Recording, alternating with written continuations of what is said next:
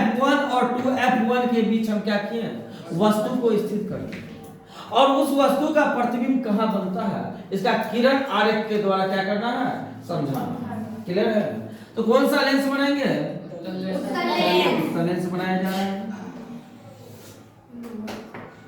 Broken line खींच दिया गया। यह जो सीधी लाइन खींच रही है, इस लाइन का नाम क्या है, मुख्य अक्ष हो गया। इस बिंदु को क्या कहा जाएगा, लेफ्ट साइड में F1 होगा और 2F1 होगा। F1 और 2F1 दिए हैं, प्रकाश केंद्र से F1 के बीच की दूरी जितना जाएगी उतना ही दूरी F1 और 2F1 के बीच की दूरी होनी चाहिए। यह दूरी है, यह दूरी क्या होनी चाहिए, राइट साइड में हम F2 देते हैं, द्वितीय मुख्य फोकस, और 2F2 मेंशन कर दिए।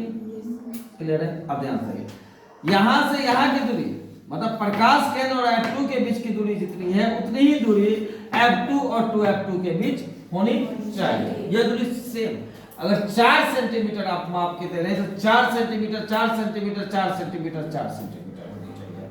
प्रश्न में बताया जा रहा है उत्तल लेंस के F1 और 2F1 के बीच हम वस्तु को स्थित कर दिए हैं। यह क्या है, यह क्या, दोनों के बीच हम किसको रख दिए, यह आपतित किरण गई, दर्पण से अपवर्तित होगी, दिशा बदलेगा, और यह कहां F2 से होकर क्रॉस होगा। वस्तु के शीर्ष बिंदु से एक किरण निकलेगी जो प्रकाश केंद्र से होकर गुजरेगी। कहां से गुजरेगी,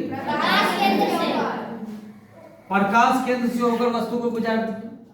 दोनों किरण यहां पर एक दूसरे को क्रॉस किया, यहां पर क्या बन गया, प्रतिबिंब बन गया। अब देखिए, जब वस्तु को हम F1 और 2F1 के बीच रखते हैं, वस्तु को हम F1 और 2F1 के बीच रख रहे हैं, तो प्रतिबिंब बन रहा है 2F2 और अनंत के बीच।